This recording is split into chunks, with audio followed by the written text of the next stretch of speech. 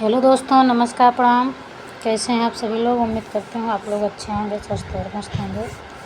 मैं पूनम मोदी सिंगर अपने YouTube channel, Facebook channel पर आप सभी का तहे दिल से स्वागत, वंदन, अभिनंदन करती हूँ।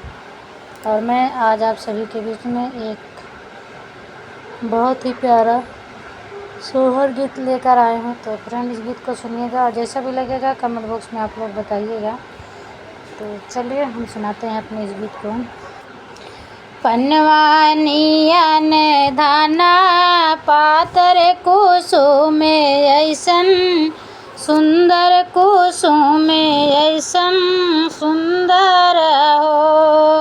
रामा भाऊजी के भाई हैं हो। रिलवा हो रिलवा बड़ा सुंदर हो। रिलवा बड़ा सुंदर हो। ललना भाऊ जी के भाई हैं हो। रिलवा बड़ा सुंदर हो। रिलवा बड़ा सुंदर हो। मचिया ही बैठी हैं सासु तो बहू अरिया। रजकारई बाहू से या रजकारई हो। बहुअर कावाने कावाने फला खैलो ललाने बड़ा सुंदर। ललाने बड़ा सुंदर हो। खायो मैं आमावाई मिलिया के वादा फला।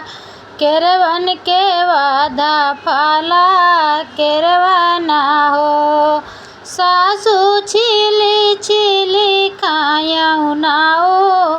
रंगिया ललाने बड़ा सुंदर। ललाने बड़ा सुंदर हो। घरवा से आवैना नदिया तऊ भौजी से या। रजकारई भौजी से या रजकारई हो। भौजी कावाने कावाने ताप कैलू ललाने बड़ा सुंदर। ललाने बड़ा सुंदर हो।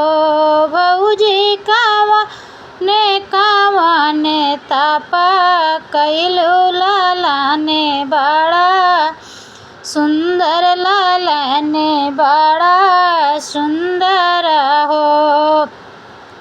मागे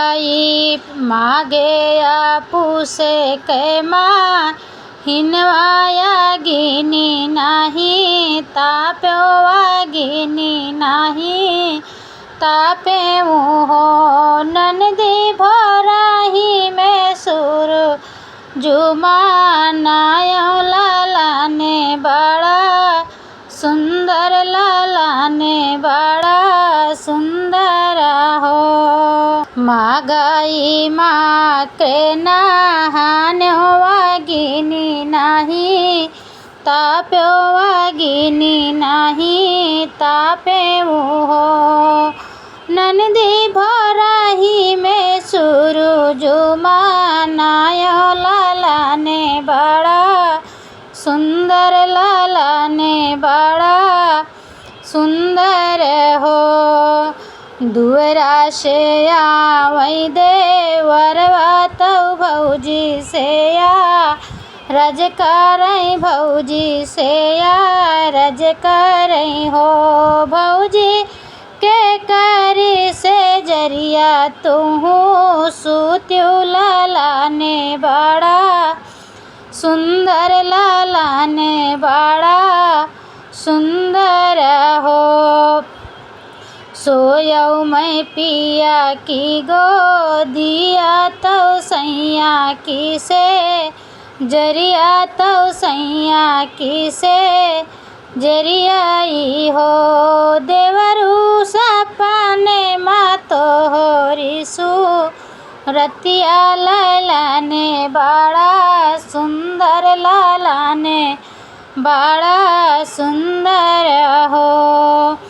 पनवानिया ने दानी पातर कुसुम ऐसे सुंदर कुसुम ऐसे सुंदर हो ललना भौजी के भाए हैं हो